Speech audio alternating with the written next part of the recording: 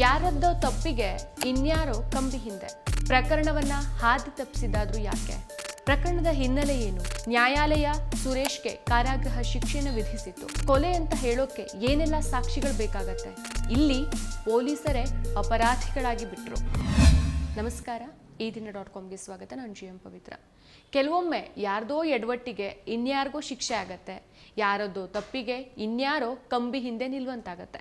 ಮೈಸೂರಿನಲ್ಲಿ ನಡೆದಿರುವಂಥ ಘಟನೆ ತಡವಾಗಿ ಬೆಳಕಿಗೆ ಬಂದಿದೆ.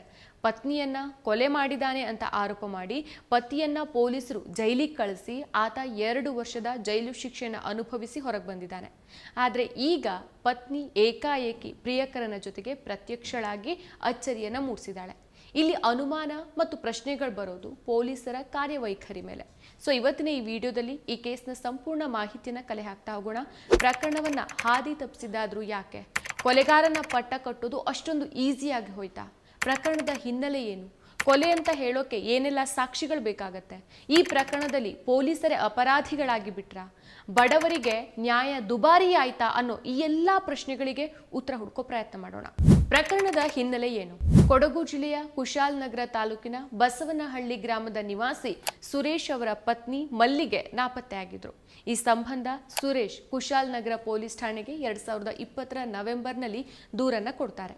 ಇದೇ ವೇಳೆ ಮೈಸೂರು ಜಿಲ್ಲೆ ಪಿರಿಯಾಪಟ್ಟಣ ತಾಲೂಕು ಬೆಟ್ಟದಪುರ ಪೊಲೀಸ್ ಠಾಣಾ ವ್ಯಾಪ್ತಿಯಲ್ಲಿ ಮಹಿಳೆಯ ಶವ ಪತ್ತೆಯಾಗತ್ತೆ.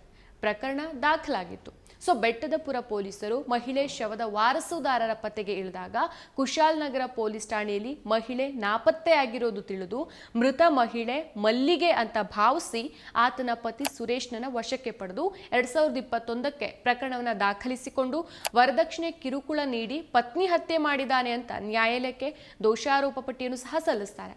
ಸೊ ನ್ಯಾಯಾಲಯ ಸುರೇಶ್ಗೆ ಕಾರಾಗೃಹ ಶಿಕ್ಷೆಯನ್ನು ವಿಧಿಸುತ್ತೆ. ಬೆಟ್ಟದಪುರದಲ್ಲಿ ಸಿಕ್ಕಿದ್ದ ಮಹಿಳೆ ಶವದ DNA ಮತ್ತು ಮಲ್ಲಿಗೆ ತಾಯಿಯ DNA ಪ್ರಯೋಗಾಲಯಕ್ಕೆ ಕಳಿಸಲಾಗಿತ್ತು. ಆದರೆ ತನಿಖಾಧಿಕಾರಿಗಳು ವರದಿ ಬರೋ ಮೊದಲೇ ನ್ಯಾಯಾಲಯಕ್ಕೆ ದೋಷಾರೋಪ ಪಟ್ಟಿಯನ್ನು ಸಲ್ಲಿಸಬೇಕಾಗಿತ್ತು. ಆದರೆ ಈ ವರದಿಯಲ್ಲಿ ಸತ್ತ ಮಹಿಳೆಯ DNA ಮತ್ತು ಮಲ್ಲಿಗೆ ತಾಯಿಯ DNA ಬೇರೆ ಬೇರೆ ಅಂತ ಹೇಳಲಾಗಿತ್ತು. ಈ ಆಧಾರದ ಮೇಲೆ ಆರೋಪಿ ಸುರೇಶ್ ಪರ ವಕೀಲರು ಜಾಮೀನನ್ನ ಕೊಡಿಸಿದ್ರು. ಸೊ ಬಡವರಿಗೆ ಸಾಮಾನ್ಯವಾಗಿ ಕಾನೂನು ಸಹಾಯ ಅಥವಾ ನ್ಯಾಯ ಸಿಗೋದು ಒಂದು ದೊಡ್ಡ ಸಮಸ್ಯೆ ಆಗ್ಬಿಟ್ಟಿದೆ. ಈ ಪ್ರಕರಣದ ಆರೋಪಿ ತನ್ನನ್ನು ತಾನು ಸಮರ್ಥಿಸಿಕೊಳ್ಳೋಕೆ ಶ್ರೀಮಂತಿಕೆಯನ್ನು ಹೊಂದಿರಲಿಲ್ಲ. ಒಬ್ಬ ಸಮರ್ಥ ವಕೀಲ ಇಲ್ಲದೆ ಪೊಲೀಸರ ತನಿಖೆಯ ಲೋಪದೋಷಗಳನ್ನು ಪ್ರಶ್ನಿಸೋದು ಕಷ್ಟಕರ ಆಗಿರುತ್ತೆ. ಇದ್ರ ಜೊತೆಗೆ ಸಮಾಜದಲ್ಲಿ ಬಡತನವನ್ನ ತಪ್ಪಿತಸ್ಥ ಅನ್ನೋ ಒಂದು ಚಿಹ್ನೆಯಾಗಿ ಭಾವಿಸೋ ಮನೋಭಾವ ಕೂಡ ಇದೆ. ಈ ಮನೋಭಾವ ಪೊಲೀಸರ ತೀರ್ಮಾನಕ್ಕೆ ಸಾಕ್ಷಿಯಾಗಿತ್ತು. ಇದರಿಂದ ಆರೋಪಿಯನ್ನ ಸುಲಭವಾಗಿ ತಪ್ಪಿತಸ್ಥ ಅಂತ ಭಾವಿಸಿ ಪ್ರಕರಣಕ್ಕೆ ಅಂತ್ಯ ಹಾಡಬೇಕು ಅನ್ನೋ ಉದ್ದೇಶದಿಂದ ಅಪರಾಧಿ ಅಂತ ಬಿಂಬಿಸಿ ಶಿಕ್ಷೆ ಕೊಡಿಸಲಾಗಿತ್ತು. ಹಾಗಾದ್ರೆ ಕೊಲೆ ಅಂತ ಹೇಳೋಕೆ ಏನೆಲ್ಲ ಸಾಕ್ಷಿಗಳು ಬೇಕಾಗತ್ತೆ? ಕೊಲೆಯಂತಹ ಪ್ರಕರಣ ಆದಾಗ ಪೊಲೀಸರ ಕೆಲಸ ಅತ್ಯಂತ ಕಟ್ಟುನಿಟ್ಟಾಗಿ ಮತ್ತು ಫಾರೆನ್ಸಿಕ್ ಅನಾಲಿಸಿಸ್ ಅನ್ನ ಒಳಗೊಂಡಿರುತ್ತೆ.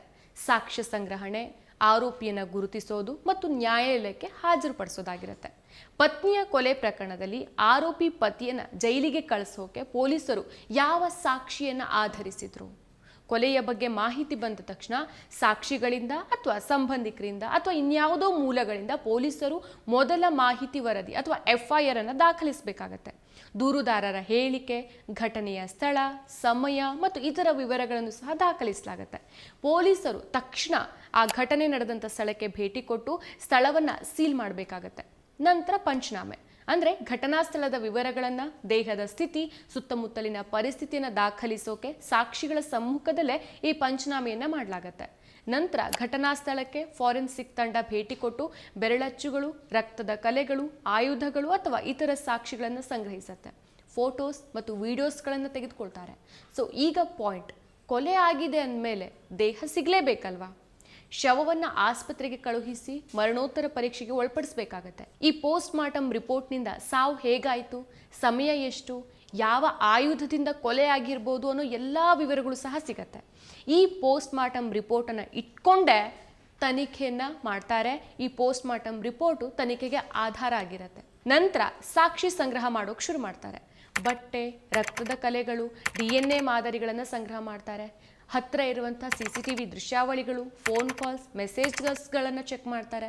ಸಾಕ್ಷ್ಯಗಳ ಆಧಾರದ ಮೇಲೆ ಆರೋಪಿಯನ್ನ ಗುರುತಿಸಿ ಬಂಧಿಸಲಾಗತ್ತೆ. ನಂತರ ಆರೋಪಿಯನ್ನ ವಿಚಾರಣೆಗೆ ಒಳಪಡಿಸಿ ಅವರ ಹೇಳಿಕೆಗಳನ್ನ ದಾಖಲಿಸಲಾಗತ್ತೆ. ಅಗತ್ಯ ಇದ್ರೆ ಕಸ್ಟಡಿಯಲ್ಲಿ ವಿಚಾರಣೆಗೆ ನ್ಯಾಯಾಲಯದ ಅನುಮತಿಯನ್ನ ಪಡೆಯಲಾಗತ್ತೆ. ಸೊ ತನಿಖೆ ಪೂರ್ಣಗೊಂಡ ನಂತರ ಪೊಲೀಸರು ಚಾರ್ಜ್ ಶೀಟ್ ಅನ್ನ ತಯಾರಿಸ್ತಾರೆ. ಇದರಲ್ಲಿ ಸಾಕ್ಷಿಗಳು, ಸಾಕ್ಷಿಗಳ ಹೇಳಿಕೆಗಳು, ಫೊರೆನ್ಸಿಕ್ ವರದಿಗಳು ಮತ್ತು ಆರೋಪಿಯ ವಿರುದ್ಧ ಆತ ಅಪರಾಧಿ ಅಂತ ಪ್ರೂವ್ ಮಾಡೋಕೆ ಇರಬೇಕಾದಂತಹ ಆಧಾರಗಳು ಸಹ ಇರುತ್ತೆ. ಇವನೇ ಕೊಲೆ ಮಾಡಿದ್ದ ಅನ್ನೋದಕ್ಕೆ ಏನೆಲ್ಲ ಸಾಕ್ಷ್ಯಗಳು ಬೇಕೋ ಅದು ಆ ಚಾರ್ಜ್ ಶೀಟ್ನಲ್ಲಿ ಇರುತ್ತೆ. ಈ ಚಾರ್ಜ್ ಶೀಟನ್ನು ನ್ಯಾಯಾಲಯಕ್ಕೆ ಸಲ್ಲಿಸಬೇಕಾಗತ್ತೆ. ಆರೋಪಿಗೆ ತನ್ನನ್ನು ತಾನು ಸಮರ್ಥಿಸಿಕೊಳ್ಳೋಕೆ ಅವಕಾಶವನ್ನು ಕೊಡ್ತಾರೆ. ಇದು ಒಬ್ಬ ಆರೋಪಿಯನ್ನ ಅಪರಾಧಿ ಅಂತ ಪ್ರೂವ್ ಮಾಡೋಕೆ ಇರುವಂಥ ಪ್ರೊಸೀಜರ್.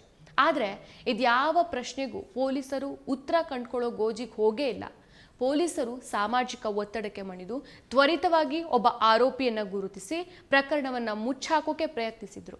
ಇದು ಕಾನೂನು ವ್ಯವಸ್ಥೆಯಲ್ಲಿ ಪೊಲೀಸರ ಜವಾಬ್ದಾರಿಯ ಕೊರತೆಯನ್ನು ತೋರಿಸುತ್ತೆ. ಈ ಘಟನೆ ಕಾನೂನು ವ್ಯವಸ್ಥೆಯಲ್ಲಿ ಸುಧಾರಣೆಯ ಅಗತ್ಯವನ್ನು ಒತ್ತಿ ಹೇಳುತ್ತೆ. ಪೊಲೀಸ್ ತನಿಖೆಯು ವೈಜ್ಞಾನಿಕವಾಗಿರಬೇಕು ಮತ್ತು ಆರೋಪಿಗಳಿಗೆ ತಮ್ಮನ್ನು ತಾವು ಸಮರ್ಥಿಸಿಕೊಳ್ಳೋಕೆ ಸಮಾನ ಅವಕಾಶವನ್ನು ಕೊಡಬೇಕು. ಬಡತನದಿಂದಾಗಿ ಯಾರಿಗೂ ಅನ್ಯಾಯ ಆಗಬಾರ್ದು. ಬದುಕಿರೋ ಮಹಿಳೆಗೆ ಮೃತಪಟ್ಟಿರೋದಾಗಿ ಪ್ರಕರಣ ದಾಖಲು ಮಾಡಿ ನಿರಪರಾಧಿ ಗಂಡನಿಗೆ ಜೈಲು ಶಿಕ್ಷೆ ಕೊಡಿಸಿ ತನಿಖೆಯ ಹಾದಿ ತಪ್ಪಿಸಿ ನ್ಯಾಯಾಲಯದಲ್ಲಿ ವಾದ ಮಂಡಿಸಿದ ಪೊಲೀಸರು ಇದೀಗ ಆರೋಪಿಗಳ ಸ್ಥಾನದಲ್ಲಿ ನಿಲ್ಲುವಂತಾಗಿದೆ. ಯಾವುದೋ ಅಸ್ಥಿ ಪಂಜರಕ್ಕೆ ಕೊಲೆ ಕೇಸಿನ ಪಟ್ಟ ಕಟ್ಟಿ ಜೈಲಿಗೆ ಸೇರಿಸಿದ ಪೊಲೀಸರು ಇದೀಗ ಆ ಅಸ್ಥಿ ಪಂಜರ ಯಾರದ್ದು ಅನ್ನೋದರ ತನಿಖೆ ನಡೆಸೋದು ಅನಿವಾರ್ಯ ಆಗಿದೆ. ಇಲ್ಲಿ ಪೊಲೀಸರೇ ಅಪರಾಧಿಗಳು. ಸುಳ್ಳು ಕೇಸ್ ಹಾಗೂ ತನಿಖೆಯನ್ನ ಮಾಡಿ ನಿರಪರಾಧಿಗೆ 2 ವರ್ಷ ಶಿಕ್ಷೆ ಕೊಡಿಸಿದ್ದಾರೆ ಅಂತಂದ್ರೆ ಇಲ್ಲಿ ನಿಜವಾದ ಅಪರಾಧಿಗಳು ಪೊಲೀಸರಾಗ್ತಾರೆ. ಭಾರತೀಯ ಕಾನೂನಿನ ಪ್ರಕಾರ ಪೊಲೀಸರು ಒಬ್ಬ ವ್ಯಕ್ತಿಯ ಮೇಲೆ ಸುಳ್ಳು ಕೇಸನ್ನ ಹಾಕಿ ಜೈಲಿಗೆ ಕಳಿಸಿದ್ರೆ ಅದು ಕಾನೂನಿನ ದುರುಪಯೋಗ ಅಂತ ಪರಿಗಣಿಸಲಾಗತ್ತೆ. ಇದು ಭಾರತೀಯ ದಂಡ ಸಂಹಿತೆ IPC ಸೆಕ್ಷನ್ ಮತ್ತು ಕ್ರಿಮಿನಲ್ ಪ್ರೊಸೀಜರ್ ಕೋಡ್ CRPC ಅಡಿಯಲ್ಲಿ ಗಂಭೀರ ಅಪರಾಧ ಆಗತ್ತೆ. ಪೊಲೀಸರಿಗೆ 2 ವರ್ಷಗಳವರೆಗೆ ಜೈಲು ಶಿಕ್ಷೆ ಆಗತ್ತೆ, ಅಥವಾ ದಂಡ ವಿಧಿಸಬಹುದು, ಅಥವಾ ಈ ಎರಡೂ ಕೂಡ ಆಗಬಹುದು. ಇನ್ನು IPC ಸೆಕ್ಷನ್ 211 ಹೇಳೋ ಪ್ರಕಾರ ಸುಳ್ಳು ಆರೋಪ ಮಾಡೋದು, IPC ಸೆಕ್ಷನ್ 195A ಹೇಳೋ ಪ್ರಕಾರ ಸುಳ್ಳು ಸಾಕ್ಷ್ಯ ನೀಡೋಕೆ ಬೆದರಿಕೆ ಹಾಕೋದು, IPC ಸೆಕ್ಷನ್ 220 ಪ್ರಕಾರ ಕಾನೂನಿನ ಅಧಿಕಾರವನ್ನು ದುರುಪಯೋಗ ಮಾಡಿಕೊಳ್ಳೋದು, CRPC ಸೆಕ್ಷನ್ 340 ಪ್ರಕಾರ ನ್ಯಾಯಾಲಯಕ್ಕೆ ಸುಳ್ಳು ಸಾಕ್ಷ್ಯ ಸಲ್ಲಿಸೋದು, ಇವೆಲ್ಲವೂ ಸಹ ಶಿಕ್ಷಾರ್ಹ ಅಪರಾಧ ಆಗತ್ತೆ. ಒಂದ್ ವೇಳೆ ಆರೋಪ ಗಂಭೀರ ಆಗಿದ್ರೆ 7 ವರ್ಷಗಳವರೆಗೆ ಜೈಲು ಶಿಕ್ಷೆ ಆಗ್ಬೋದು. ಪೊಲೀಸ್ ಇಲಾಖೆಯ ಆಂತರಿಕ ತನಿಖೆ ಮೂಲಕ ಆರೋಪ ಸಾಬೀತಾದ್ರೆ ಅಂಥ ಅಧಿಕಾರಿಗಳನ್ನ ಅಮಾನತುಗೊಳಿಸಬಹುದು, ಗ್ರೇಡ್ ಕಡಿಮೆ ಮಾಡಬಹುದು, ಅಥವಾ ಕೆಲಸದಿಂದಾನೇ ವಜಾ ಮಾಡಿಬಿಡಬಹುದು. ಸೊ ಮಲ್ಲಿಗೆಯನ್ನ ಮೈಸೂರು 5ನೇ ಹೆಚ್ಚುವರಿ G ಸೆಷನ್ಸ್ ಮತ್ತು ಸತ್ರ ನ್ಯಾಯಾಲಯಕ್ಕೆ ಹಾಜರುಪಡಿಸಲಾಗಿದೆ. ನ್ಯಾಯಾಲಯ ಇದೀಗ ಸುಳ್ಳು ಆರೋಪ ಪಟ್ಟಿ ದಾಖಲಿಸಿದ ಬೆಟ್ಟದಪುರ ಠಾಣೆಯ ತನಿಖಾಧಿಕಾರಿ, ಮೈಸೂರು SP ಸೇರಿದಂತೆ ಹಲವು ಅಧಿಕಾರಿಗಳ ವಿರುದ್ಧ ವಿಚಾರಣೆ ನಡೆಸ್ತಾ ಇದೆ. ಹಾಗೆಯೇ ಕುಶಾಲನಗರ ಗ್ರಾಮಾಂತರ ಠಾಣಾ ಪೊಲೀಸರು ಯಾಕೆ ಮಲ್ಲಿಗೆಯನ್ನ ಹುಡುಕುವಲ್ಲಿ ಎಡವಿದ್ರು? ಇತ್ತ ಬೆಟ್ಟದಪುರ ಠಾಣಾ ಪೊಲೀಸರು ಯಾವುದೋ ಮಹಿಳೆಯ ಮೃತದೇಹವನ್ನ ಮಲ್ಲಿಗೆಯ ಮೃತದೇಹ ಅಂತ ಯಾಕೆ ಕೇಸ್ ದಾಖಲಿಸಿದ್ರು? ಹಾಗೇನೆ ಅಂದು ಪತ್ತೆಯಾದ ದೇಹ ಯಾರ್ದು? ಹಾಗಾದ್ರೆ ಆಕೆಯನ್ನ ಯಾರು ಕೊಲೆ ಮಾಡಿದ್ರು? ಈ ಎಲ್ಲ ವಿಚಾರಗಳು ಇದೀಗ ಹೊಸ ತನಿಖೆಯಿಂದ ಬೆಳಕಿಗೆ ಬರಬೇಕಾಗಿದೆ. ಅಷ್ಟೇ ಅಲ್ಲ, ಈ ವಿಚಾರದಲ್ಲಿ ಪೊಲೀಸರ ಕಾರ್ಯವೈಖರಿಯಲ್ಲಿನ ವಿಫಲತೆ ಎದ್ದು ಕಾಣ್ತಾ ಇದೆ. ಅಮಾಯಕನಿಗಾದಂಥ ಅನ್ಯಾಯಕ್ಕೆ ಹೊಣೆ ಯಾರು ಅನ್ನೋದು ಪ್ರಶ್ನೆಯಾಗಿದೆ.